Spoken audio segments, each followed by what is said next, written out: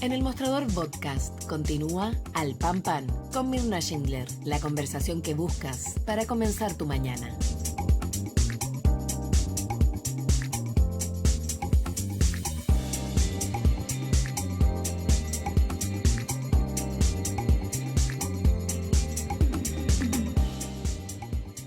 Bien, ya estamos de regreso y queremos entrar a fondo desde la perspectiva de una ex fiscal de lo que ha pasado con la denuncia contra el presidente Gabriel Boric, también con el caso Monsalve, y hasta ahora tomamos contacto entonces con la abogada exgerenta de la División de Atención de Víctimas y Testigos del Ministerio Público, Erika Mayra. Erika, gracias por estar con nosotros esta mañana.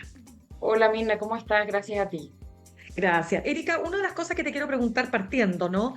Es toda esta polémica que se ha desatado a propósito de lo que dijo el abogado del presidente Gabriel Boric, pero también el abogado Miguel Schurman, en cuanto a cómo se accedió a esta denuncia. Porque la Fiscalía Regional de Magallanes abrió este martes una investigación penal por eventuales delitos de acceso ilegal. Y resulta que Schurman dice, pero ¿cuál es acceso ilegal? Sino yo entré al Sistema de Información y Atención a Usuarios, el SIAU, que está disponible para todos los abogados. ¿Qué pasó ahí? Claro, mira, yo no conozco las particularidades del caso, pero lo que sí te puedo comentar es que efectivamente existe un sistema que se llama SIAU, que todos los abogados lo conocen, al que uno puede tener acceso cuando acredita que representa a un imputado o a una víctima en particular, ¿no? Entonces, en definitiva, hay que tener una autorización que está dada expresamente por el propio Ministerio Público para acceder al sistema SIAU. Por lo tanto, si la respuesta de los abogados es que desde ese lugar es que acceden a los antecedentes de la investigación, eso implica que la Fiscalía les tiene que haber acreditado como abogados defensores del imputado en cuestión y además entregado las copias. Eso es lo que suele ocurrir y que habilita a las personas para acceder a los antecedentes.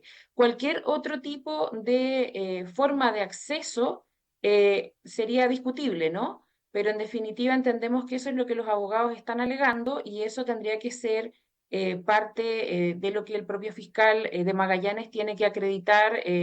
Y en esto también entra un tema que me interesa a mí particularmente tocar, que es precisamente que las investigaciones se lleven con objetividad. Entonces, las investigaciones criminales son para esclarecer hechos, ¿no?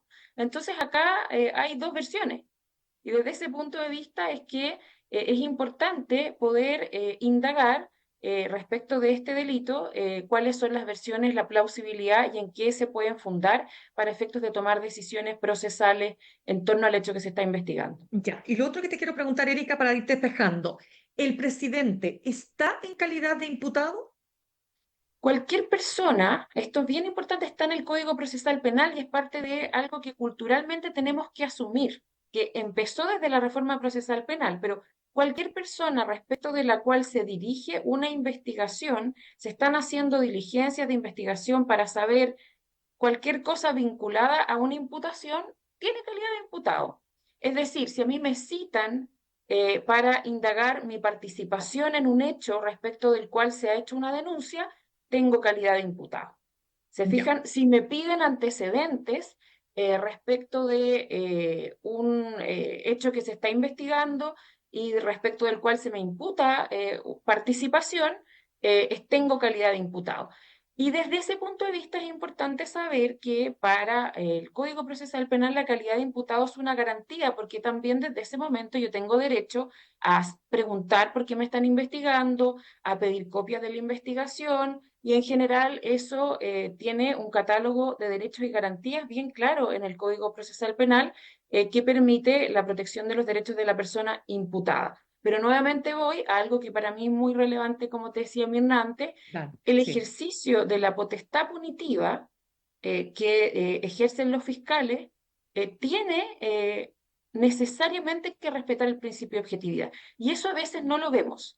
Eso a veces vemos que está en peligro, vemos que es, la verdad, en distintos casos bastante cuestionable cómo se está trabajando desde el principio de la objetividad, que implica que tú tengas que, de manera imparcial, en la etapa de investigación, poder investigar tanto aquello que está indicando los ejes de la imputación que se establece, es decir, si estamos hablando de una violación y la víctima dice, mire, a mí me pasó A o B en ciertas circunstancias, tengo que investigar eso, pero si el imputado dice, mire, la verdad es que es diferente, también tengo que investigar eso, con el mismo celo. Eso es lo que dice el Código Procesal Penal, la Ley Orgánica Constitucional del Ministerio Público, los reglamentos de los fiscales y la Constitución Política de la República. Y entonces eso es una garantía para los ciudadanos en cuanto al ejercicio de la potestad punitiva. Ya, Erika, eso es muy interesante porque tú fuiste parte de la División de Atención de Víctimas y Testigos del Ministerio Público y tú dices entonces que el actual Ministerio Público y los fiscales o parte de esos fiscales no estaría actuando con este principio de objetividad. Hemos visto en distintos casos y por el ejercicio profesional, yo actualmente soy abogada penalista de ejercicio libre de la profesión, ejerzo tanto en defensa como querellante, como representante de víctimas, y he visto en ambos casos cómo efectivamente tenemos déficit en la aplicación del principio de objetividad. Mira, te voy a contar un ejemplo Por favor. muy sencillo de entender. Un juicio oral al que uno llega revisando la evidencia, por ejemplo, videos que se usan como elementos de cargo, es decir, que el fiscal, en los que el fiscal funda su convicción para realizar una acusación y llevar a una persona a un juicio, pedir, por ejemplo, una pena de 17 años, y cuando tú revisas la cadena de custodia del video como defensor, te das cuenta, o defensora, te das cuenta que nadie más vio el video que la persona que lo entregó. Y eso trae repercusiones relevantes en los juicios para efectos de absoluciones, pero el punto es que tú ya llevaste a una persona, la tuviste en prisión preventiva y la llevas a un juicio con evidencia que no viste. Entonces, eso es realmente preocupante, como un ejemplo muy palmario, ¿no es cierto?, de lo que estoy diciendo. Y en otros casos también ocurre en delitos sexuales en perjuicio de las víctimas, por ejemplo, muchos casos de niños, en que la verdad no apreciamos que la falta de especialidad o la falta de estudio de algunas disciplinas forenses relevantes o del entendimiento de estas, ¿no es cierto?, hace que se desestimen casos de niños víctimas de delitos sexuales que en realidad tienen todo para avanzar. Y en ese sentido vemos que tanto para efectos de imputar como de desestimar casos hay déficit importantes en relación al principio de objetividad. Ya, es que fíjate que hay varios puntos ahí que tú has señalado que me parecen extremadamente interesantes e importantes de destacar, Erika, porque, a ver, lo primero, nosotros vemos cómo la Fiscalía descarta una serie de casos, ¿no? Porque no puede, porque economía procesal, porque el imputado es desconocido, cuántas personas que ya finalmente ni siquiera denuncian un robo porque saben que no va a pasar nada, etcétera, etcétera, o casos que se caen incluso de violación. Yo te pregunto acá, esta denuncia con las características de la denunciante, no porque una mujer que tenga, qué sé yo, una condena previa no pueda ser objeto de un delito sexual, evidentemente que sí, pero evidentemente que se trata de una denunciante que tiene un prontuario. Eso no hace que la fiscalía diga, veamos bien si esta denuncia tiene plausibilidad o no. ¿Qué pasó ahí, crees tú? Mira, lo relevante en cada denuncia es que hay que analizar su mérito y su plausibilidad. Aquí es muy delicado lo que tú me estás preguntando, ¿por qué? Y en esto quiero también hacer una crítica, digamos, a lo que escuché también de la vocera, la ministra Camila Vallejo. Fíjate que cuando tú tienes que analizar un caso como fiscal, tú tienes que analizar el mérito de lo que se está señalando como imputación y si eso es factible o no según los antecedentes que tú tienes y que tú vas allegando respecto de esa imputación. Te voy a poner una situación más extrema. Si una prostituta alega que fue violada, ¿podríamos desestimar el caso porque es prostituta? No, tenemos que investigar con celo respecto de esa violación igual que respecto de otras. Y si el caso no tiene mérito, no lo tendrá no porque es prostituta, no lo tendrá porque no se probó, por ejemplo, la fuerza o intimidación, la privación de sentido, etcétera, ¿no? Que son las circunstancias comisivas del delito de violación. Entonces, ahí es muy relevante, y vuelvo a insistir, en cuanto a que cuando hablamos de distintos tipos de delito y violencia de género, nuestros prejuicios cuánto puede empezar para afirmar o desestimar un caso. Y eso es lo que está proscrito, perdón, para los fiscales, es decir, que los prejuicios, y por eso yo hablaba también en la tercera, ayer o antes de ayer, ¿Mm? respecto de la politización y la farandulización de los casos, lo peligroso que es.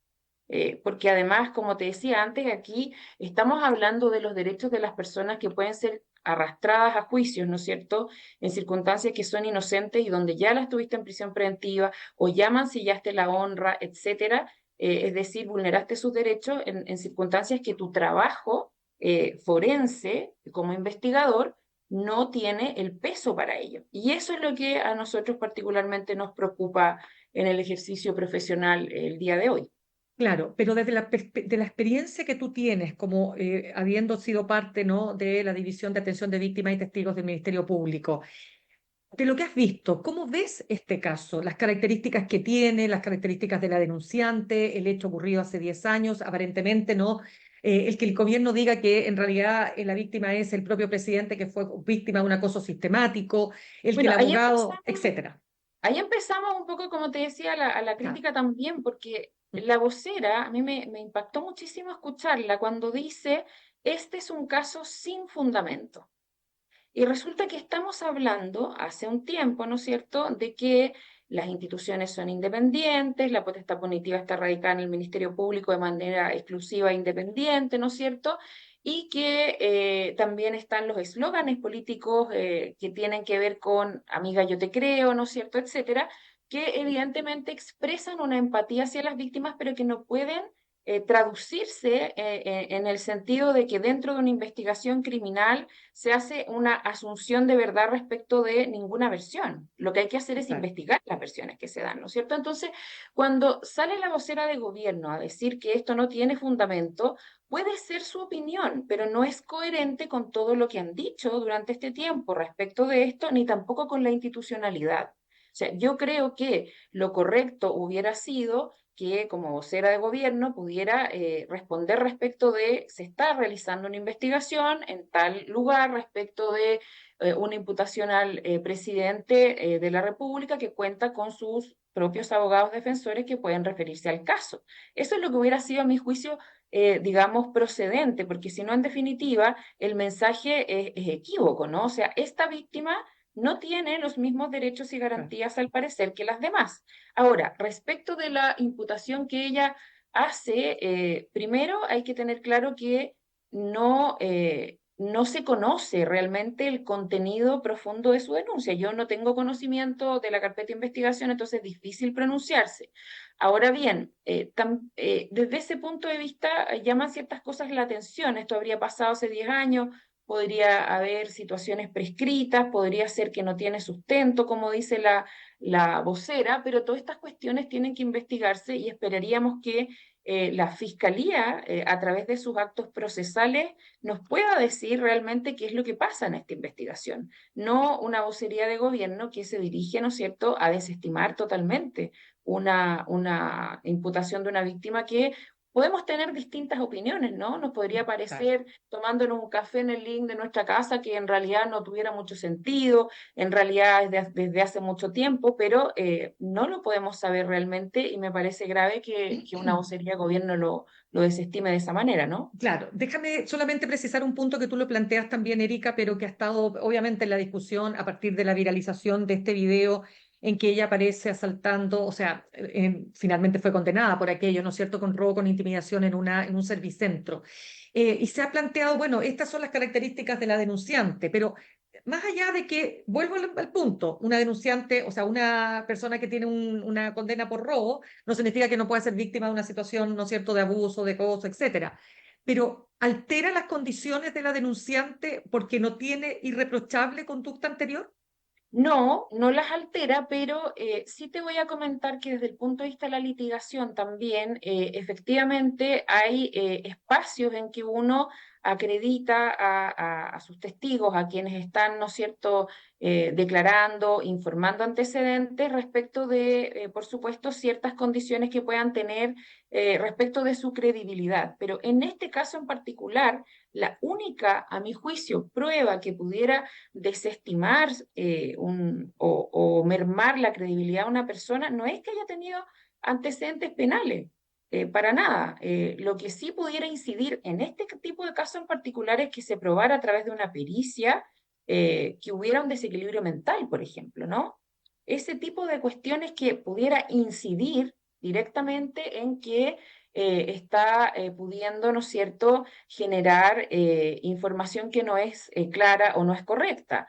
Pero no tenemos esa información al día de hoy y por lo tanto el hecho de que una persona haya cometido un robo con intimidación en el pasado no incide, como te decía antes, bajo ningún punto de vista, a mi entender y desde la objetividad, en el hecho de que puede haber sido o no víctima del delito que está alegando. Otra cosa, como te decía antes, y eso es lo que se va analizando, ¿no es cierto? Y por eso que me imagino se han transparentado correos electrónicos, etcétera. Es decir, cómo se va, y esto es lo interesante en materia Ujú. forense, cómo se va construyendo un caso, porque un caso tiene que ver con la reconstrucción de la historia, como hemos visto muy bien también en el caso Monsalve, ¿no es cierto? La reconstrucción de la historia y la plausibilidad de las versiones. Y eso se hace con investigación y con pericias, con distintas, digamos, levantamiento de evidencia, testimonios, contrastes. Lo forense implica necesariamente una indagación que permita llegar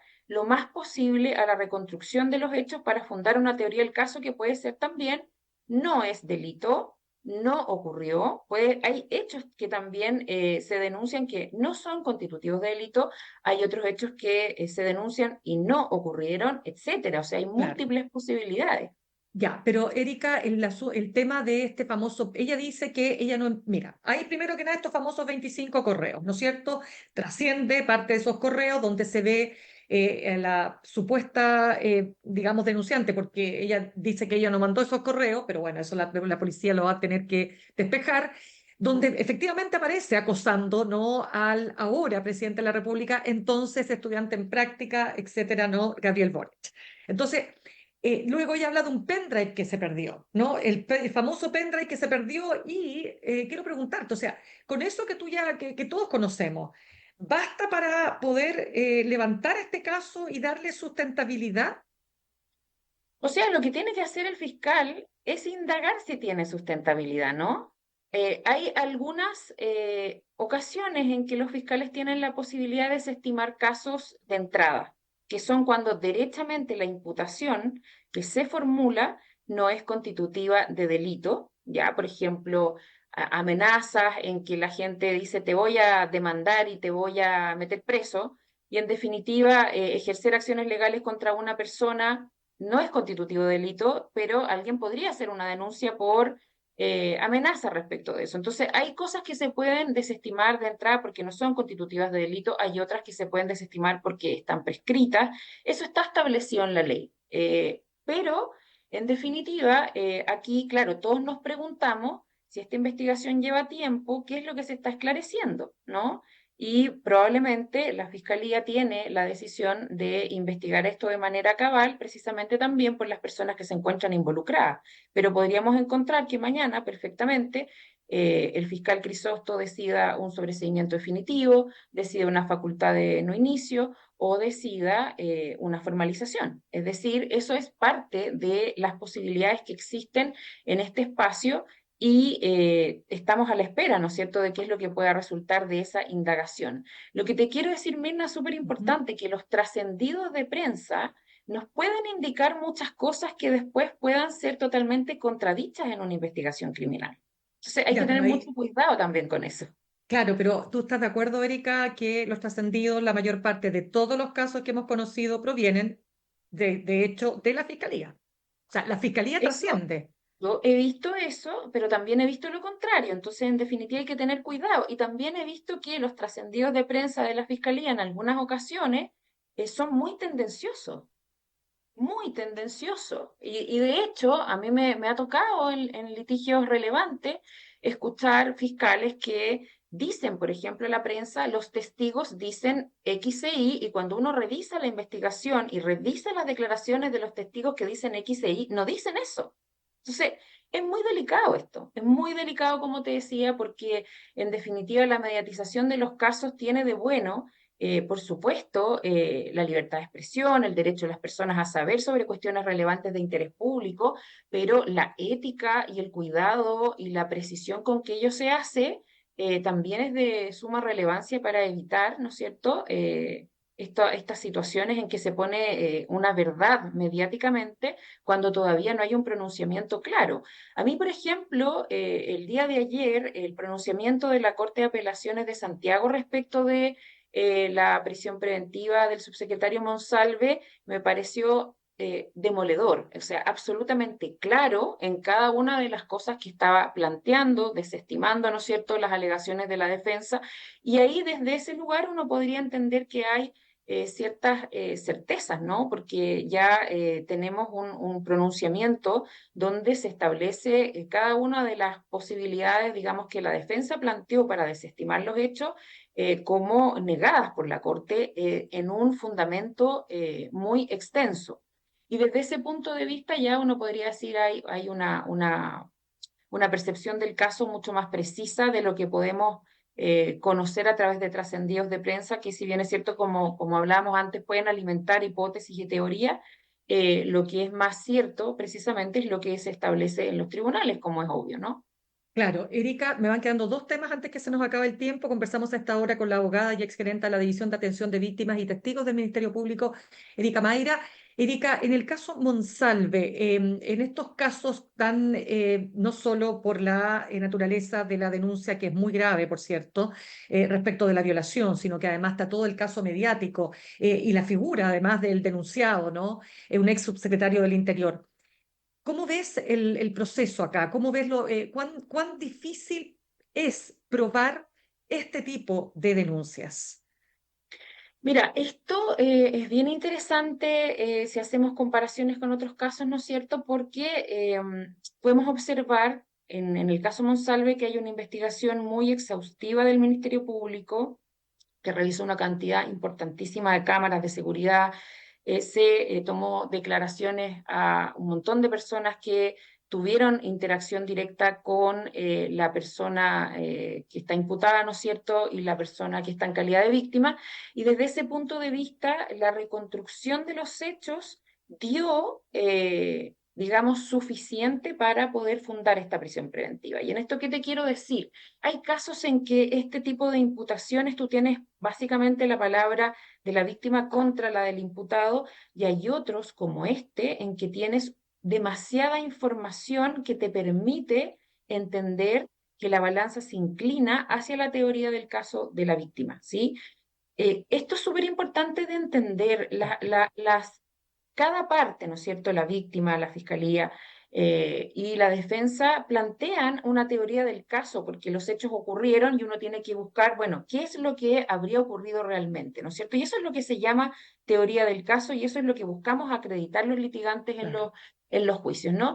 Y todos los antecedentes que se virtieron en este caso, por lo que pudimos conocer, por ejemplo, ayer en la resolución de la Corte, inclinan la balanza hacia mostrar que hay suficientes antecedentes por ahora, ya, porque estamos en etapa de investigación, lo que hasta el día de hoy se le mostró al juez de garantía y a la Corte respecto de la imputación del señor Monsalve es suficiente para entender en el lenguaje jurídico que está acreditado, hay indicios suficientes para entender la acreditación del hecho y la participación del imputado. Desde Ya, ese punto de vista, ¿por qué? Porque hay mucha información externa, por ejemplo, que nos hace ver que esta víctima estaría efectivamente con un grado importante de consumo de alcohol que le habría impedido, ¿no es cierto?, consentir, etcétera, etcétera, y que además el imputado no estaba en las mismas condiciones y por lo tanto la Fiscalía funda el aprovechamiento en la imposibilidad de resistir o oponerse a estas relaciones sexuales. Sin embargo, esta investigación continúa y evidentemente vamos a tener que observar cómo se desarrolla. Lo que hasta ahora tenemos pareciera suficiente y la Corte así lo acreditó. Sin embargo, ya, hay y otros eso, casos en que no es así. claro, Ujú. y eso, perdona, solo un punto ahí, y eso independiente de lo que también ha tratado de mantener y levantar la defensa, ¿no?, de Monsalve en cuanto a que aquí habría una relación entre la supuesta víctima y el supuesto victimario. Sí, ¿por qué? Porque ahí hay otros visos relevantes como que llaman la atención, porque se habla de una relación, pero también hay una posición de jefatura, ¿no es cierto?, subalterna. Todas esas circunstancias que rodean esa relación también son llamativas, son inadecuadas y por lo tanto hacen cuestionar la versión de la defensa. Pero además, incluso si fuera así, tendríamos que entender siempre, y aquí les cito, hay un video que pueden revisar que es muy interesante que se llama La Ujú. taza de té, que habla sobre el consentimiento sexual, ¿no? Y el Sí, consentimiento sexual también, y para responderte en términos muy extremos tu claro. pregunta, también existe violación en un matrimonio.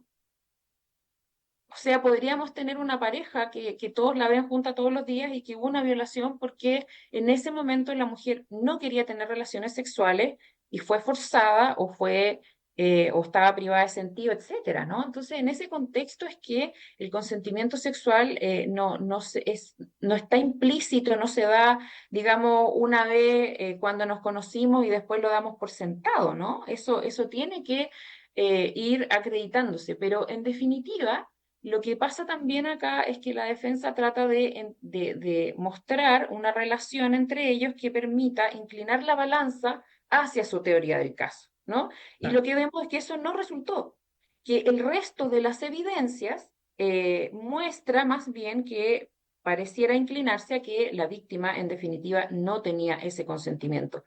Por otro lado, Claro. también hemos visto que es evidente en una circunstancia de asimetría de poder donde hay una jefatura o una subalterna, en qué condiciones estaríamos hablando de libertad en esos consentimientos. Y eso solo lo podríamos saber de parte de lo que expresa esta víctima, y esta víctima ha expresado que no había una relación entre ellos, entendemos, y que no había ese consentimiento Ya. hasta donde hemos Sí. tenido. Erika, ahora sí que se nos acaba el tiempo, pero no puedo dejar de preguntarte por todo lo que se ha levantado en estas horas respecto del yo te creo, ¿no? Hay columnas de Carlos Peña, ¿no es cierto?, que él dice, por ejemplo, que este gobierno que apoyó con fuerza y divulgaron esta tesis más o menos simplista de que el hombre era siempre ex ante el villano y la mujer víctima, y hay todo un cuestionamiento, pero quiero preguntarte desde la perspectiva de lo que hace, ¿no es cierto?, la justicia. ¿Qué significa, en definitiva, creerle a la víctima? Y si acaso para ti se pone en cuestionamiento con lo que se ha señalado en estos días.